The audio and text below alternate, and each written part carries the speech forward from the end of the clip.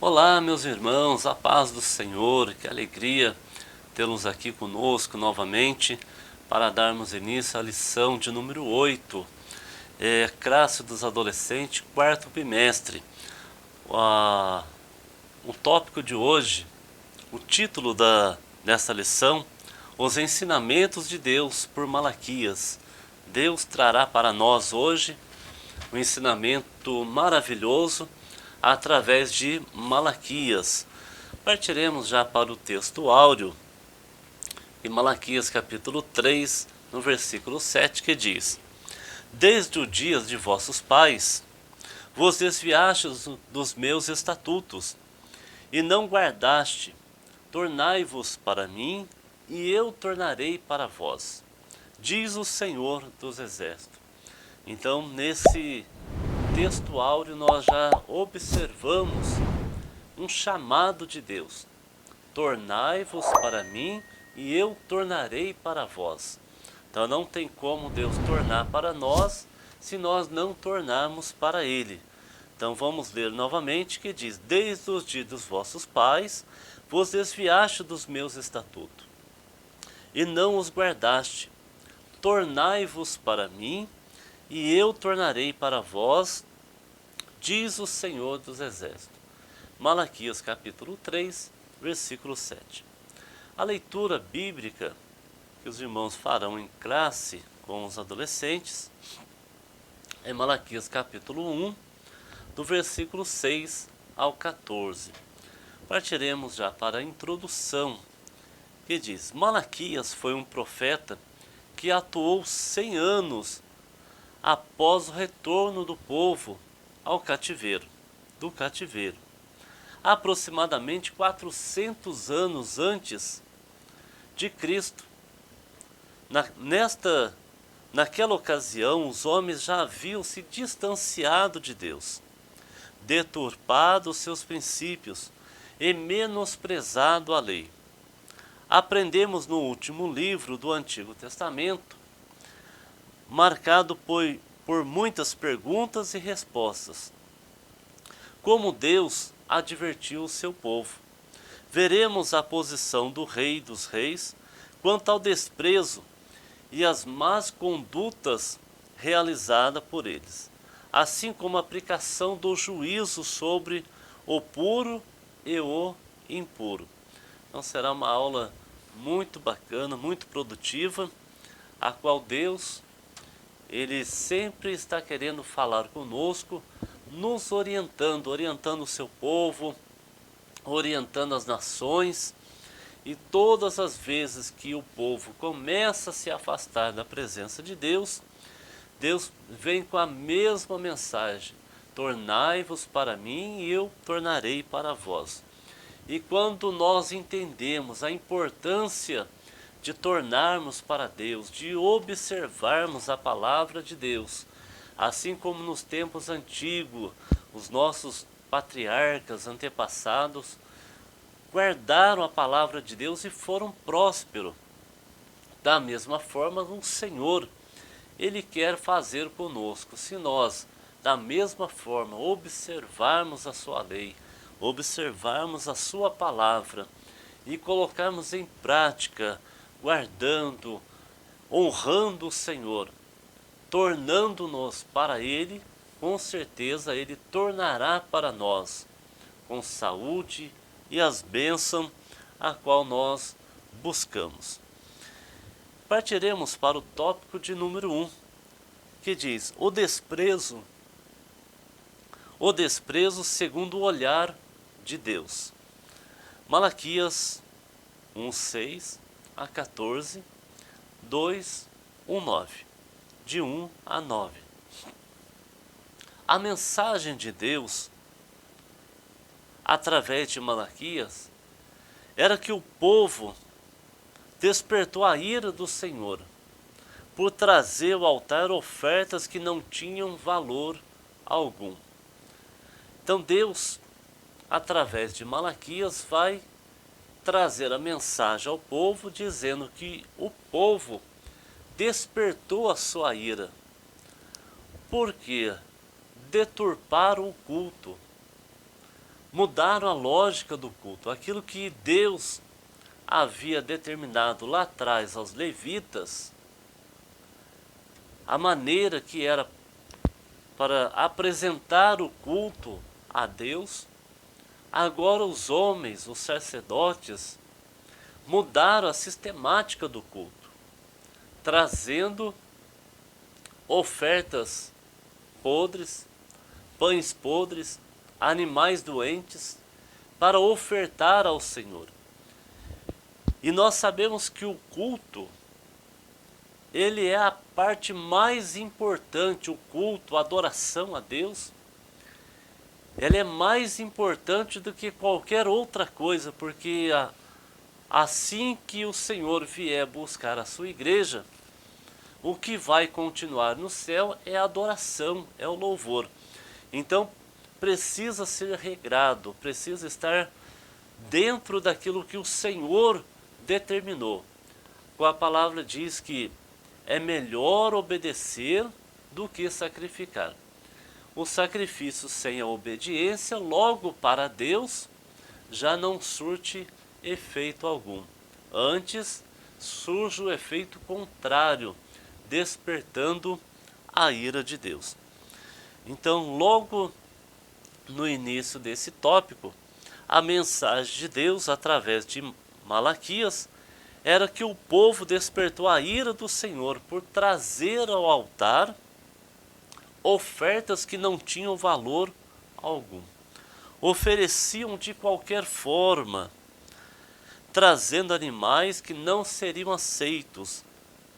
Então, traziam animais gordos, animais defeituosos, animais doentes, para ofertar ao Senhor. Sendo que lá atrás, quando Deus fala na sua lei e institui o culto, Deus dá ordem para que o povo de Israel trouxesse da primícia da ovelha. Que esta ovelha, o pai de família, o chefe de família, precisava levar para sua casa, cuidar dessa ovelha, e teria que ser uma ovelha pura, sem mancha, sem doença, uma ovelha perfeita, para que a oferta fosse recebida por Deus, para que o ofertório, para que a adoração fosse completa, era preciso perfeição. Assim é nos dias de hoje.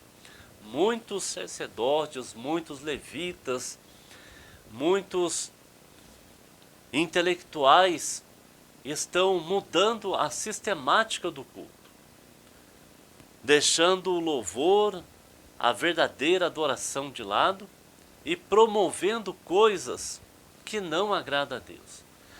Muitos estão se enganando a si próprios, pensando que está agradando a Deus, mas na verdade está acendendo a ira de Deus por fazer de qualquer jeito, por deturpar a palavra de Deus, por querer fazer da sua própria vontade, sem observar a lei de Deus.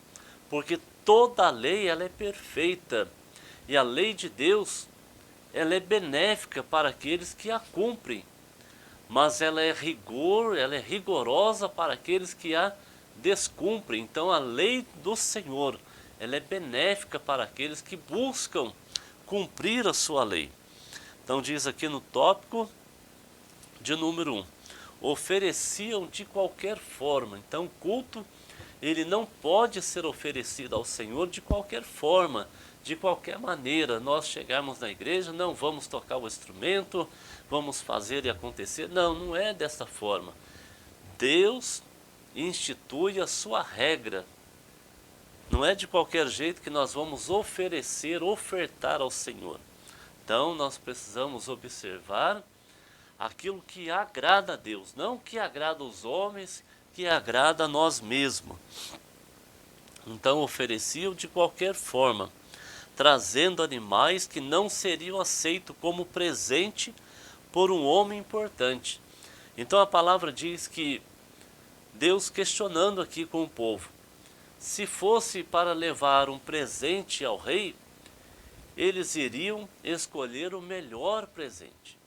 Mas como era para o Senhor, então poderia ser um animal doente, um animal defeituoso. Então Deus chama atenção justamente nisso. Quando nós vamos presentear alguém, nós escolhemos o melhor presente. Da mesma forma, nós precisamos fazer com Deus. Oferecer a Deus sempre o melhor, a primícia de todas as coisas. Quanto mais para Deus. Os sacerdotes, por sua vez, eram culpados tanto por consentirem com essa atitude, já que não viam problema na forma de coisas ruins. Agora Deus levanta os pastores, sacerdotes, para cuidar da sua obra, para direcionar o seu povo, para conduzir o seu povo até a vinda de Cristo. E agora nós observamos que os sacerdotes começaram a deixar o culto de qualquer maneira. Eles não faziam caso de observar a lei de Deus. Infelizmente é o que nós temos visto. Muitas igrejas, a qual os sacerdotes, os pastores, aqueles que têm a palavra da verdade na mão, não a observam e conduzem o culto para agradar a homens, para encher os olhos de homens, promovendo um verdadeiro show, entretenimento. Não, o culto ele é simples, ele é voltado para Deus. O que foge disso acende a ira de Deus. Então é melhor obedecer do que sacrificar. Trazer ao altar do Senhor a verdadeira adoração. Então, nesse tópico 1 ainda, diz: os sacerdotes, por sua vez, eram culpados, tanto por consentirem com essa atitude, já que não viam problema na oferta de coisas ruins. Pensa bem um negócio desse. O povo está trazendo tudo que é de ruim para a igreja, para apresentar a Deus. E o sacerdote, olhando, não via coisa ruim nisso. Então agora Deus levanta Malaquias dizendo que o povo acendeu a sua ira. Misericórdia. Coisa terrível é provocar a ira de Deus. Então nós temos que procurar agradar a Deus, não provocar a sua ira. Então os sacerdotes não viam problema na oferta de coisas ruins, quando por não ensinaram o povo a verdade. Então eles ocultaram a verdade de Deus, já não ensinavam mais a lei, deixando o culto ocorrer de qualquer forma, sendo que Deus institui desde o início a regra de todas as coisas. Além disso, consideravam cansativo o trabalho do altar. Quando a Bíblia diz que o pastor gemendo, ele não é benéfico à sua obra. Então os sacerdotes achavam cansativo o trabalho do altar, conduzir o povo dentro da regra, a qual a lei que foi dado aos levitas, que era necessário cuidar ali da ovelha durante um determinado período, até o dia de apresentar aquela ovelha ao altar. Agora os sacerdotes estavam achando que era muito trabalhoso, então mudaram a sistemática do culto, desprezando toda a lei de Deus. Esses atos foram considerados por Deus desprezo à sua causa. Desprezo significa não dar importância, deixar de lado. Entendamos que desprezar para Deus não é só deixar de fazer a sua obra, mas também realizá-la de qualquer jeito. Mesmo tendo condições de fazer melhor, aqueles homens traziam as ofertas, holocausto, porém de forma errada. Quanto ofertavam mediocridade ao Senhor, estavam insinuando que as coisas santas eram insignificantes. Da mesma forma hoje, quando nós podemos fazer o melhor para Deus e nós fazemos o pior. Então nós temos que procurar fazer sempre o melhor para Deus, da melhor forma, observando sempre a palavra de Deus. Está na palavra? Vamos fazer. Não está na palavra? Não faça, porque assim fazendo pode provocar a ira de Deus. E isso não é bom. Provocando a ira de Deus, virá sobre nós o seu juízo. Então é melhor agradar a Deus, que nós vamos receber de Deus as suas benevolências, as suas bênçãos. Quando ofertavam mediocridade ao Senhor, estavam insinuando que as coisas santas eram insignificantes. Então tem muitas pessoas que não dão o valor necessário, o valor devido às coisas santas de Deus. Acham que tudo é insignificante. Então a instituição do culto, a instituição do louvor, da adoração, da apresentação do culto ao Senhor, desde o momento da preparação do culto, precisa ter reverência, precisa ter regras, pois assim o Senhor se agrada das coisas ordeiras, das coisas feitas de maneira respeitosa, respeitando a santidade do Senhor. E naquele tempo, o povo olhava para a santidade de Deus como coisas insignificantes, que haviam uso melhor para os cordeiros e animais. Então, os sacerdotes,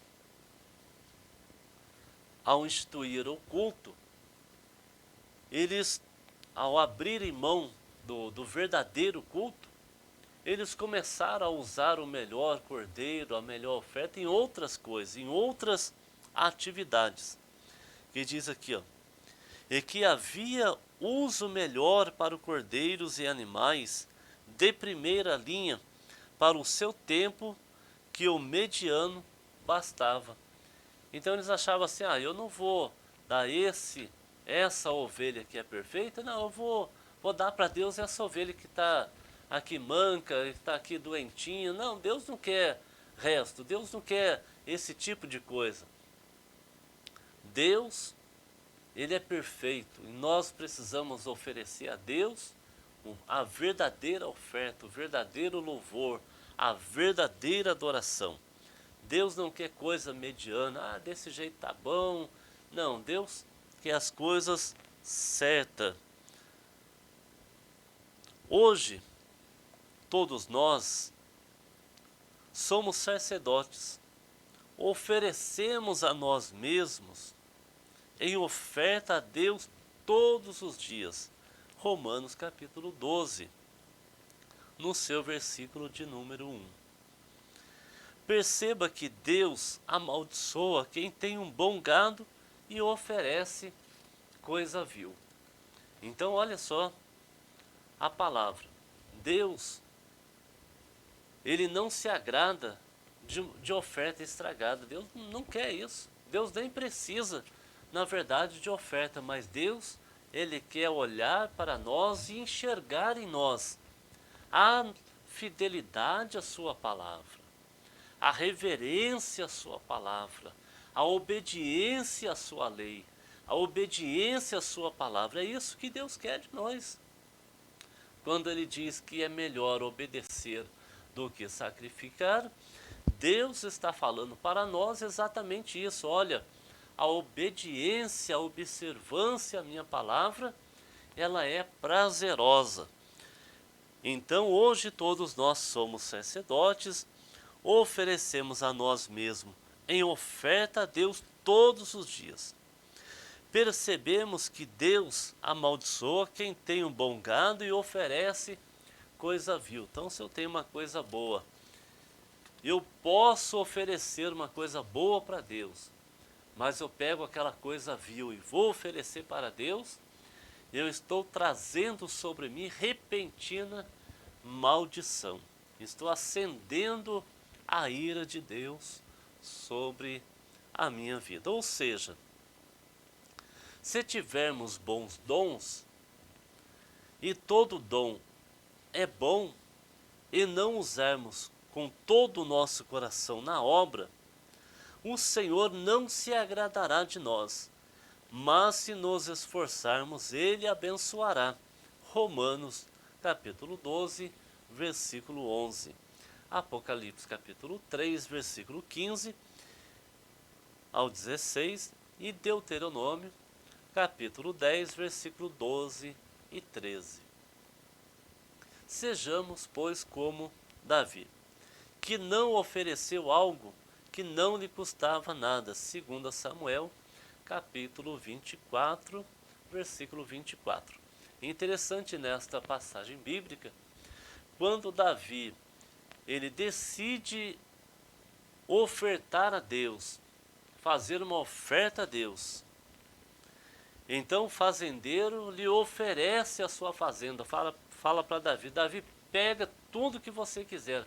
Então Davi dá essa resposta, não, eu não posso ofertar a Deus algo que não me custe nada, então eu não posso ofertar a Deus aquilo que está sobrando para mim.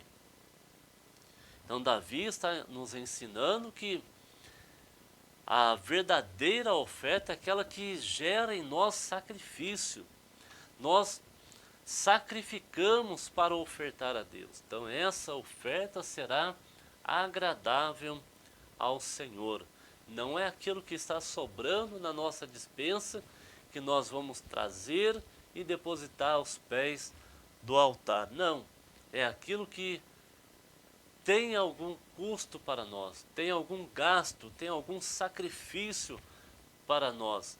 Então Davi comprou ali a terra, comprou os gados, pagou para ofertar ao Senhor. Não foi uma coisa, ainda que ofereceram gratuitamente para ele. Ele falou, não, eu não, essa gratuidade para Deus não tem valor, então eu preciso me sacrificar para ofertar a Deus.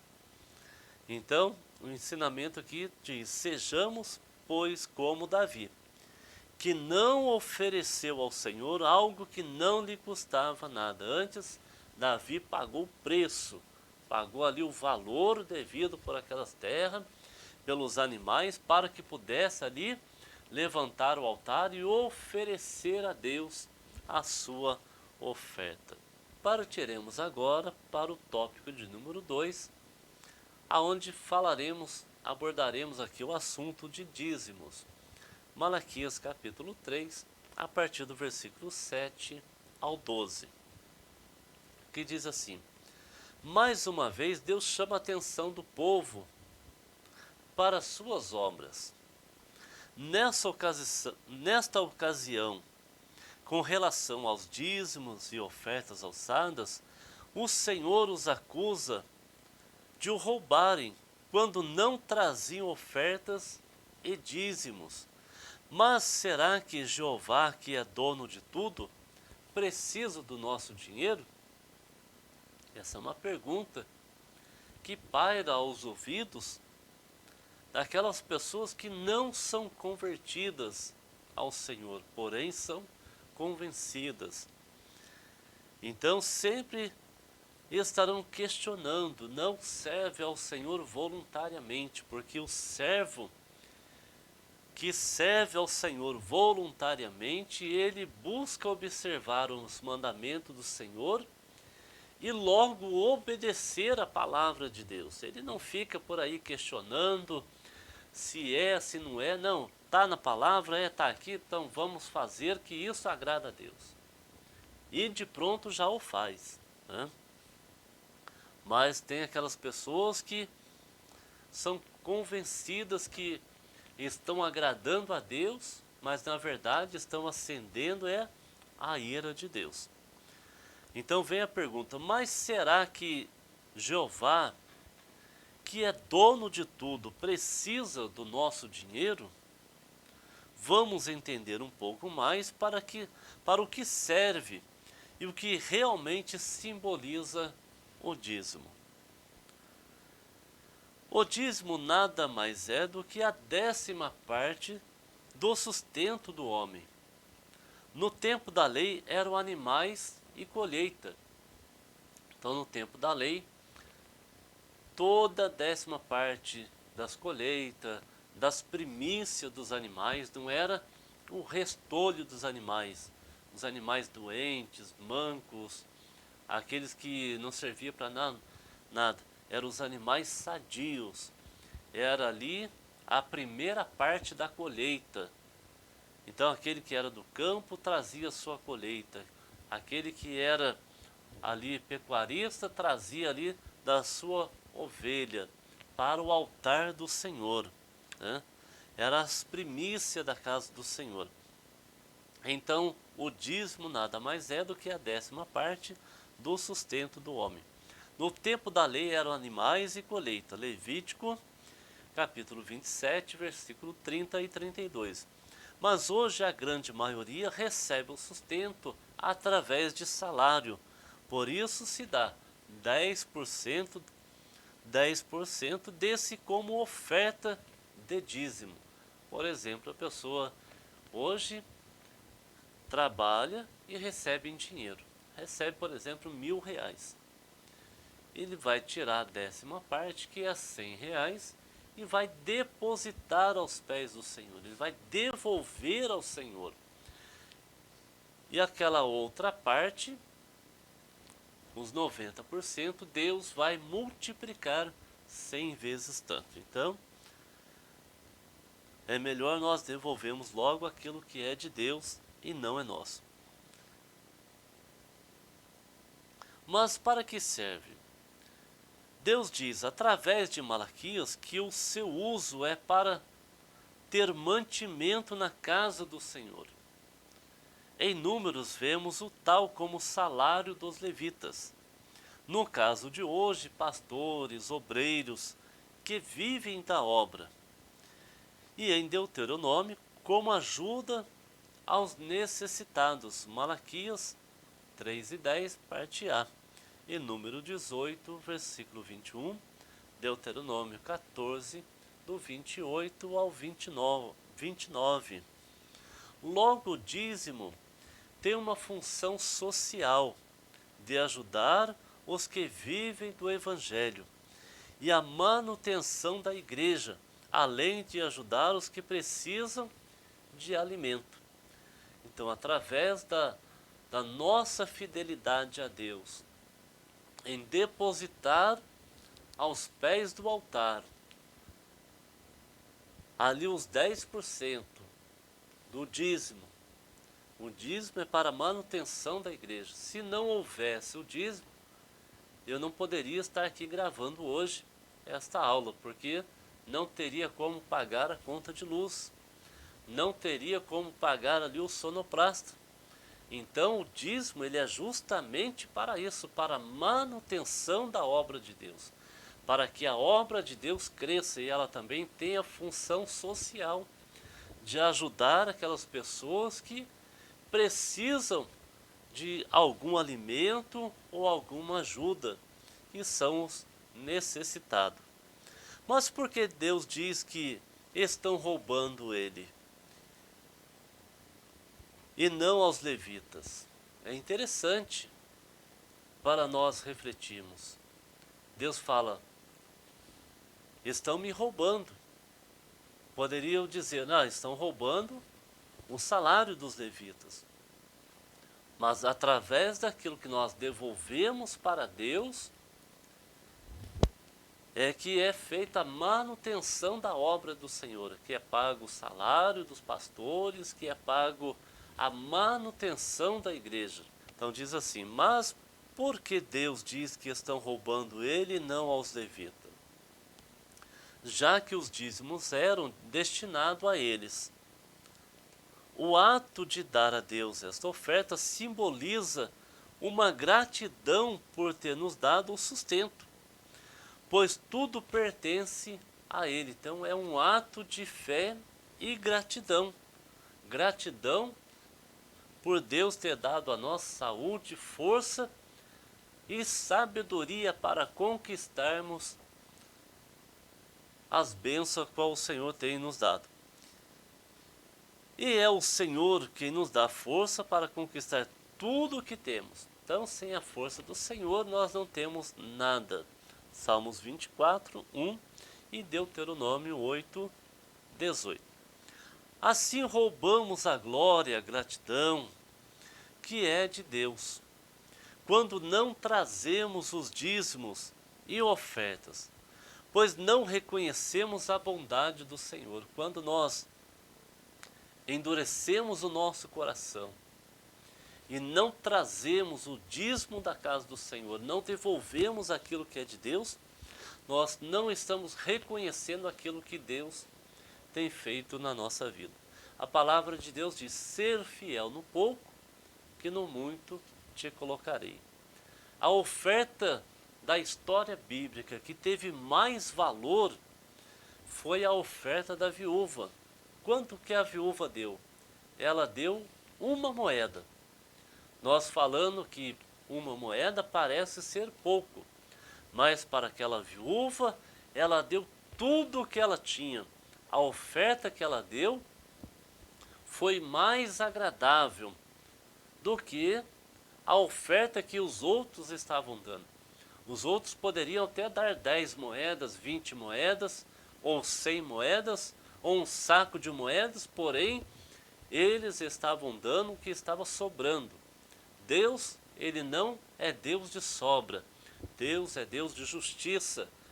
E a lei do Senhor é para ser observada. E quando nós endurecemos o nosso coração, não devolvemos aquilo que é do Senhor, já nós não estamos reconhecendo aquilo que Deus tem feito por nós. Então, ser fiel no pouco, que no muito te colocarei. E a oferta da viúva foi a maior oferta de todos os tempos, porque ela deu tudo o que ela tinha, mesmo sendo em valores, dinheiro menor, mas em valor moral e espiritual foi a maior entre todas. Mas lembre-se, Deus busca gratidão e não sacrifício. Então, quando nós ofertamos a Deus, é um ato de gratidão. Dê com alegria não apenas o dízimo do dinheiro, mas do tempo em estudo, consagração e de sua força em obras todos os dias. Então não é só o ato de levar o dízimo, mas também do nosso tempo ao estudo, à consagração, ao estudo da palavra de Deus, buscando conhecimento, buscando conhecer a Deus, e também a consagração e o uso da nossa força em obras todos os dias, né? Então Deus tem dado força e graça para nós, saúde, não é para nós ficarmos dormindo o dia todo e nem a noite toda, mas para trabalhar na sua obra. Partiremos para o tópico de número 3. Acho que aqui, de uma forma resumida, nós conseguimos aqui falar um pouquinho sobre os dízimos, né? Então vamos partir agora para o tópico de número 3, juízo tardio. Malaquias capítulo 3, do versículo 1 ao 6, também no capítulo 4, do versículo 1 ao 6. Enfim, o profeta anuncia 2 juízos que viriam sobre a humanidade. No capítulo 3, versículo 1 e 6, vemos a menção do anjo do Senhor que viria. Jesus, ele veio tanto para purificar quanto para julgar o povo. Pois quem nele crer será salvo, mas quem não crer não será condenado. A palavra diz que este já está condenado. Então, aquele que não crê em Jesus, ele não será condenado, ele já está condenado, porque não crê no unigênito Filho de Deus. Evangelho de João, capítulo 3, versículo 17 a 19. O Filho de Deus veio para trazer esperança para aquele que estava condenado. Veio como um advogado, intercedendo por todos aqueles que apelarem à sua ajuda, removendo as suas culpas e os salvando para uma nova vida. 1 João capítulo 2, versículo 1 a 2 e Romanos 8, 33 a 34. Então nós observamos que todos aqueles que apelarem, que buscarem, que orarem, que se voltarem para Deus, buscando a sua ajuda, ele vai removendo as suas culpas e salvando para uma nova vida. Então, Jesus ele propõe para nós uma nova vida. Ele vem tirar de nós aquele peso. Hoje ele veio como advogado. Tanto que João diz: filhinhos, não pequeis, mas se pecar, tem junto ao Pai um advogado que intercede por vós junto ao Pai. Então hoje ele veio como advogado, mas na segunda vinda ele virá como juiz, o justo juiz. Aí não vai mais adiantar chorar, clamar. Não, hoje nós temos a oportunidade de voltarmos para ele. No entanto, no capítulo 6, do versículo 1 ao 6, vemos o segundo juízo. O ato seguinte, neste teremos a conclusão de tudo, a segunda vinda de Jesus, que ainda não aconteceu. Nesta oportunidade, os que não creram no Senhor receberão castigo. Agora ele virá como o justo juiz.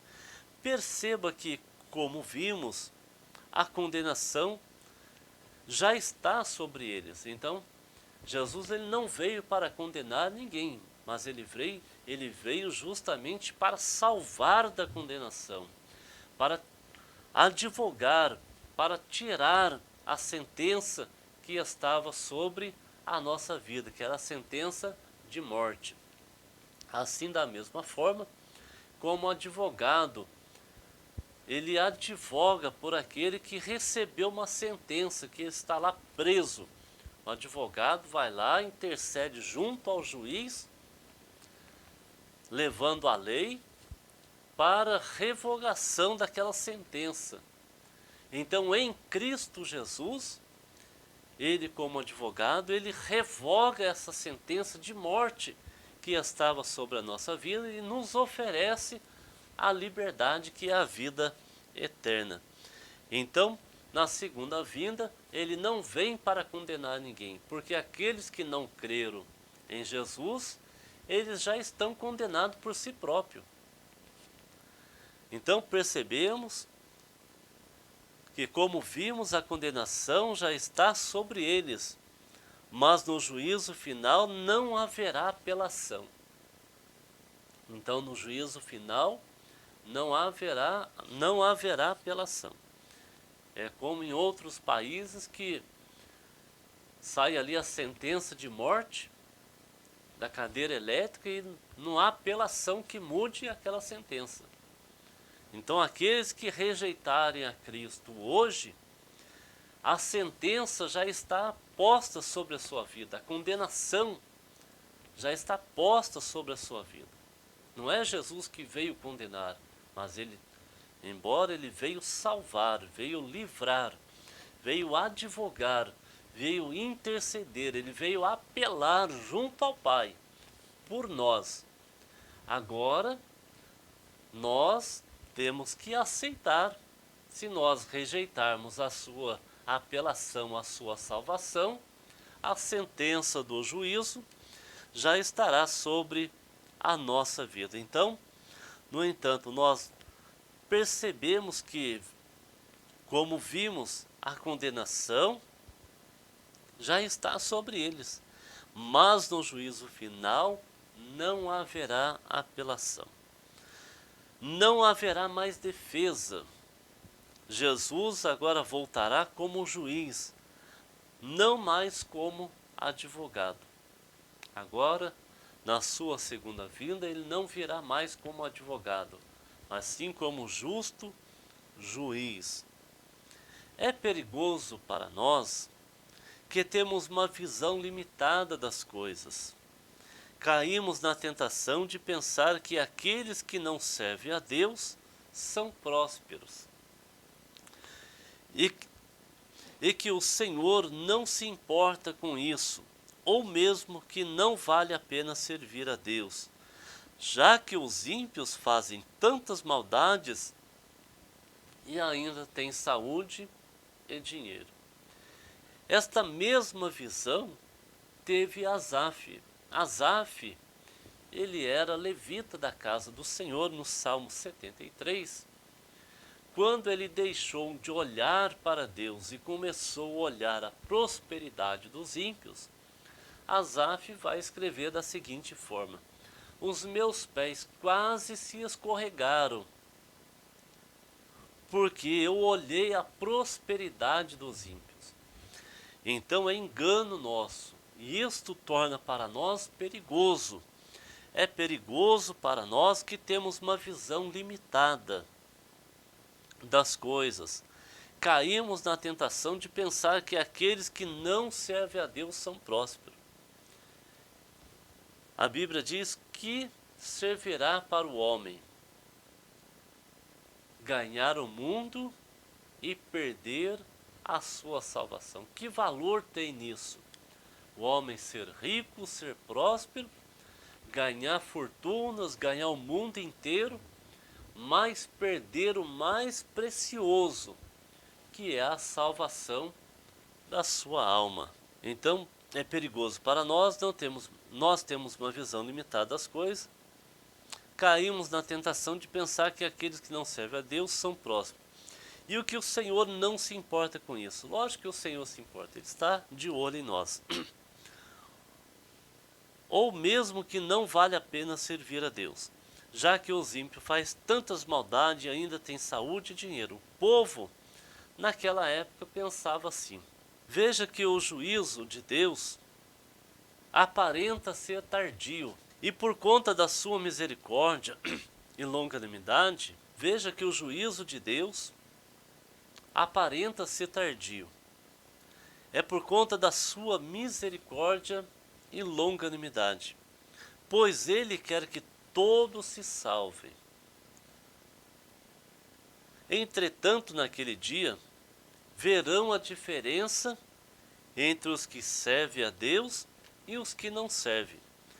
Os maus não escaparão da sentença, e os justos receberão galardão. Estarão com Cristo para sempre.